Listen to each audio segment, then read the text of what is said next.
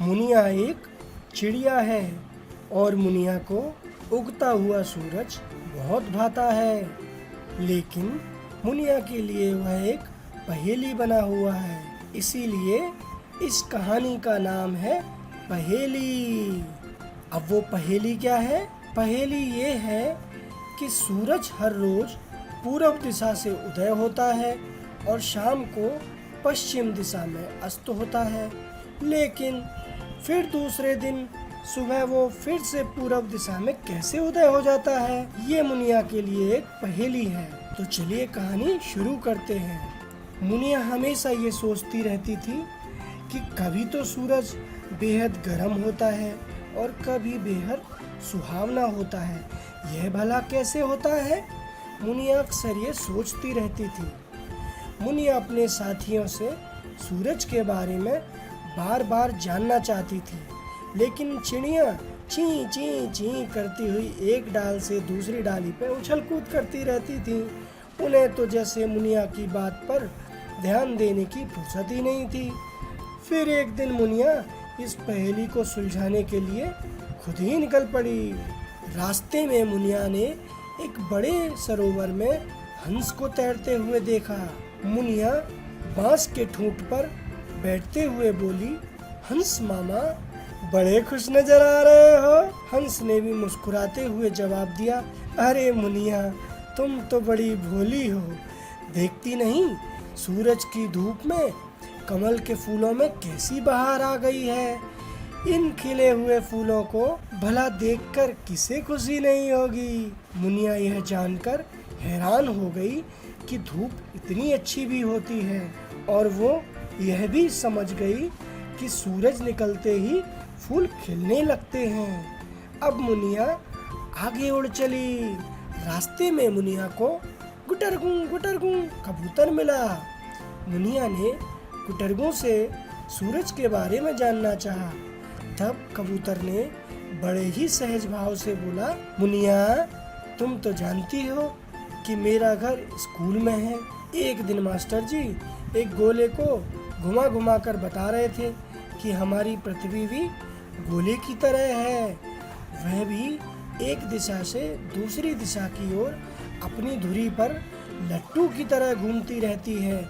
इसीलिए सूरज की तरफ वाले हिस्से में प्रकाश यानी दिन होता है और दूसरी तरफ अंधेरा यानी रात होती है। इसी तरह दिन और रात बनते हैं। इसलिए जब भारत में दिन होता है तो पृथ्वी की दूसरी तरफ अमेरिका में रात होती है। मुनिया यह बात सुन के बड़ी खुश हुई। उसे यह नई जानकारी जानने के लिए मिली कि मुनिया जहाँ रहती है उसके अलावा भी और भी दुनिया है। अब मुनिया थोड़ा और आगे उड़ी। तभी उसने देखा कि कजरी गाय खेत पर खड़ी चर रही थी। मुनिया ने गाय के सामने अपना सवाल दोहराया। गाय कुछ सोच में पड़ गई। फिर कुछ देर के बाद कजरी गाय बोली, मुनिया, एक दिन मेरे मालिक बच्चों को कुछ बता रहे थे। पूरी बात तो मुझे याद नहीं, पर हाँ, मौसम के बारे में कुछ जरूर समझ में आया था। कजरी याद करते हुए बोली, हमारी पृथ्वी अपनी धुरी पर घूमती हुई सूरज के चक्कर भी लगाती है।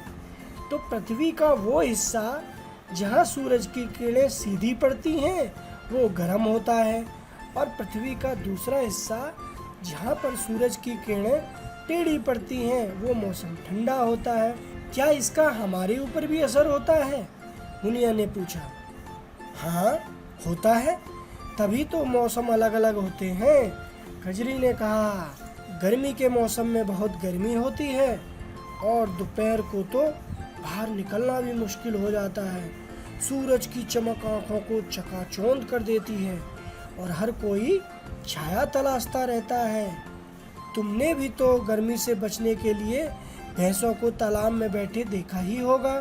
फिर आती है बरसात, काले काले बादल, रिमझिम बारिश, और शुरू हो जाता है बादलों के साथ सूरज का लुका छुपी का खेल, मेंढकों की टर्रटर और झिंगुरों के गीत। सूखे मैदान घास से भर जाते हैं और बच्चों को भी तो बारिश में भीगना अच्छा लगता है। क्यों बच्चों, लगता है ना? फिर इस तरीके से धीरे धीरे ठंड बढ़ने लगती है और सर्दी का मौसम आ जाता है। इस मौसम में सूरज की धूप सबसे सुहावनी लगती है।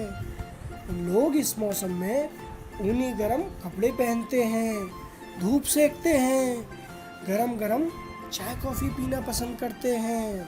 फिर कुछ माह बाद ठंड से सिकुड़े हुए पत्ते पेड़ों से झड़ने लगते हैं और जगह जगह बिना पत्तों के पेड़ नजर आते हैं और धरती की मिट्टी के रंग में तो जैसे पीलापन ही आ जाता है।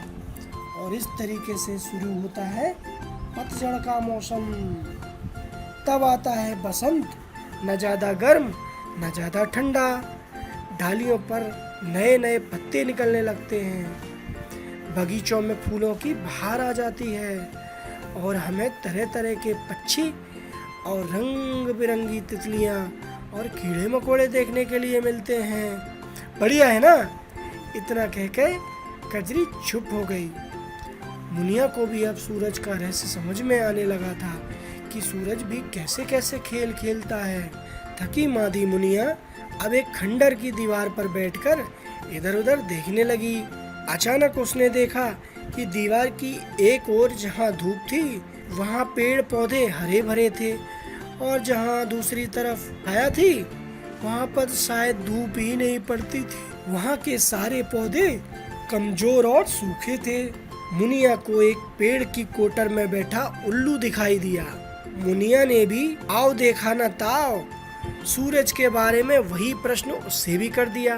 उल्लू बड़े बेमन से आंखें खोलते हुए बुदबुदाया, मुनिया मुझे तो यह सूरज फूटी आंख नहीं सुहाता, इसलिए जब सूरज आकाश में रहता है मैं तो यहीं आराम करना पसंद करता हूँ। मुझे तो रात ही अच्छी लगती है। उसकी यह बातें सुनकर मुनिया मनी मन मुस्कुराई और अब उसने देखा कि शाम का समय हो रहा था। पक्षी अपने अपने बसेरों की तरफ लौटने लगे थे तो मुनिया भी अपने घर की तरफ उड़ चली।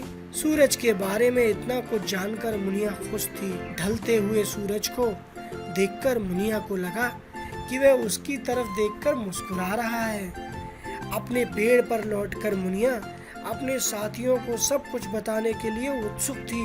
वह चिल्ला चिल्ला कर अपना अनुभव साथियों को सुनाने लगी, लेकिन चिड़िया तो अपने ही आप में खोई हुई ची ची कर कर इधर उधर फुदकती रहीं। उन्हें तो जैसे मुनिया की बातें सुनने की फुर्सत ही नहीं। मुनिया थक गई थी लेकिन फिर भी खुश थी और मुनिया सो गई। और हमारी पहेली कहानी मुनिया के सोने के साथ ही खत्म हो गई, क्योंकि अब तो मुनिया को उस सूरज के रहस्य का पता भी चल चुका था और उसने उस पहेली को सुलझा लिया था। तो अगर आपको हमारा वीडियो अच्छा लगे हो तो उसे लाइक करिए, शेयर करिए और सब्सक्राइब करें और बेल आइकन का बटन दबाना ना भूलिए।